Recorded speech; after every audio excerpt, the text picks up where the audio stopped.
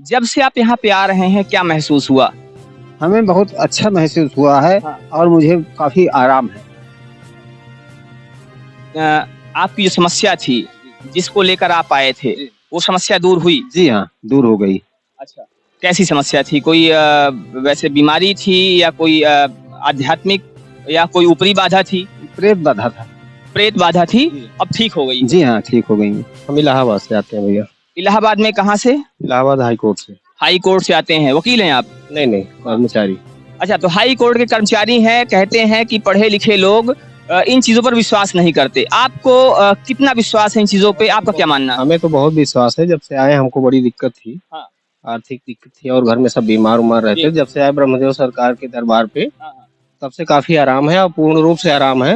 अब तो खाली ऐसे आते हैं, दर्शन करके अपना चले जाते हैं। तो आइए बात करते हैं एक और सज्जन से जो यहाँ पे हैं और काफ़ी समय से यहाँ जुड़े हुए हैं और अगर ये कहा जाए कि ये इस जगह के गवाह रहे हैं, जब से यहाँ पर लोगों का आना शुरू हुआ, उसके बाद से आज तक का जो सफ़र रहा है, उसके गवाह रहे हैं, तो ये अतिशयोक्ति नहीं होगी।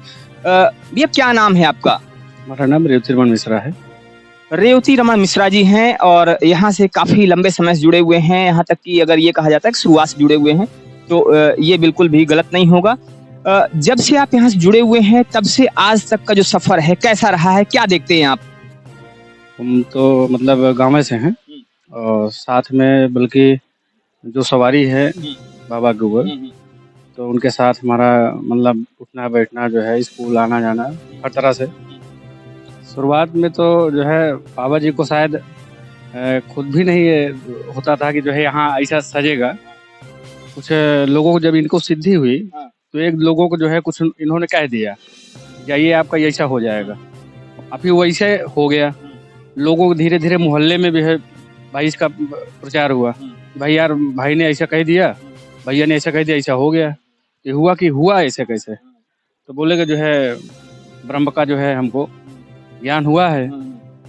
तो धीरे-धीरे हम लोगों ने कहा कि आप वहाँ बैठिए तो कुछ लोगों का और भला हो जाएगा। हमारे घर में भी समस्या थी, तो हमको तो विश्वास नहीं था। तो हमारे कुछ लोगों ने बताया कि ऐसा करिए, बुलाइए भैया को।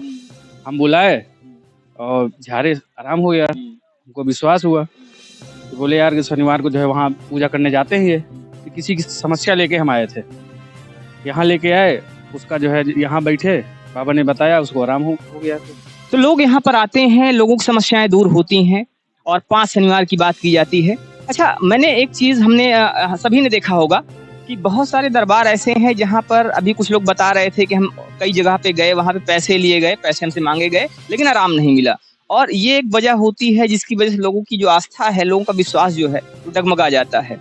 अगर यहाँ की बात की जाए तो यहाँ पर क्या लोगों से कोई ऐसा शुल्क या कोई ऐसी दक्षिणा ली जाती है, माँगी जाती है या ये दरबार निःशुल्क है? वो तो सब आपके सामने है, आप सबसे पूछ सकते हैं। जो भी श्रद्धा भक्ति से जो लोग जो यहाँ प्रसाद फोड़ देते हैं, जो चढ़ा देते हैं, यहाँ तक कि हम लोग भी ये भी कहते हैं कि भैया आप लोग प्रसाद फोड़िए तो प्रसाद अपना ले जाइए।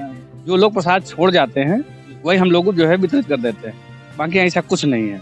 जो भी है किसी को अगर समस्या है तो उसको जो है पूजा पाठ के लिए बोला जाता है कि आप घर पे पूजा करिए। जो घर पे नहीं कर पाता है तो उसके लिए बोला जाता है कि आप यहाँ आके करवा दीजिए। यहाँ लोग जो है आके करवा देते हैं, उनका भला हो जाता है। तो ये दरबार पूरी तरह से निःशुल्क है, यहाँ पर लोगों से कोई पैसा नहीं लिया जाता है, कोई शुल्क नहीं लिया जाता है और इसी वजह से लोग यहाँ पर आते हैं, लोगों का जनसैलाब लगातार यहाँ जुड़ रहा है और मैं तो कहूँगा आप दिखाइए उधर किस तरह से लोग लगातार आ रहे हैं। इस समय बरसात भी हो रही है और बरसात होने के बावजूद भी लोगों का भी आना कम नहीं हो रहा है। जितने लोग यहाँ पे आ रहे हैं, उससे कहीं ज़्यादा लोग जा रहे हैं, लेकिन फिर भी अभी तक भीड़ कम नहीं हुई है और लोगों का यहाँ पर अगर देखा जाए तो यहाँ सही ढंग से रास्ता भी नहीं है, लोगों की चलने के लिए गाड़ियाँ आ नहीं सकती हैं, लेकिन फिर भी लोग लगातार आ रहे हैं। सड़क पर गाड़ियाँ खड़ी हुई हैं, सड़क पर भी भीड़ लगी हुई है और इस तरह से लोगों के आस्था का केंद्र बन चुका है ये कौशाम्बी जिले का इमली गाँव, जहाँ पर लगातार लोग जुड़ रहे हैं, लगातार लोग आ रहे हैं और लोग ये भी बता रहे हैं कि जब से हमने यहाँ से जब से जुड़े हैं, तब से हमारा जो हमारी परेशानी है, हमारी समस्या है, वो दूर हुई है। ऐसे कैसे-कैसे लोग हैं यहाँ पे जुड़े हुए? आप तो लगातार देख रहे हैं। लोगों की कैसी-कैसी समस्याएँ हैं जो दूर हो रही हैं? जैसे लोग कहते हैं कि हमारे घर में जो है कुछ दिक्कत है, पैसे तो हम कमाते हैं लेकिन जो है उसकी बचत नहीं हो रही है। कुछ लोग ऐसे भी हैं जिसे भूत प्रेत बाधा से परेशान भी होते हैं, तो वो लोग भी आते हैं। उनको भी ये बताया जाता है जो भी पूजा पाठ करना है, तो यहाँ आने से जो है उनका भला होता है। भूत प्रेत वाले तो ऐसे भी होते हैं, तो जैसे वहाँ से आते हैं, अब यहाँ इनके जो है इर्द गिर्द में पहुँचने से पहले ही वहीं से वो चिल्लाना और आवाज़ करना चालू कर देते हैं। और यहाँ माथा टेके नहीं, तुरंत जो है उछलना चालू। पहले उछलते हैं, कुछ बाबा से जो है लड़ते भी हैं।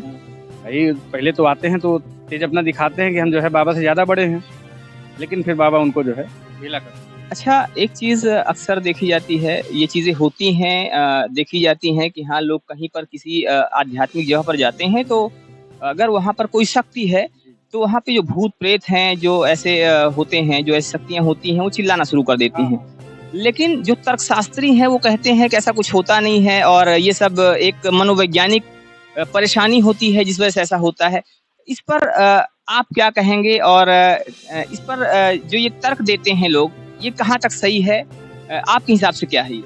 तर्क देना उनका जो है, जो भी है, वो ज़्यादा पढ़े लिखे होंगे शायद, तो चूँकि परेशानी में पड़े नहीं हैं।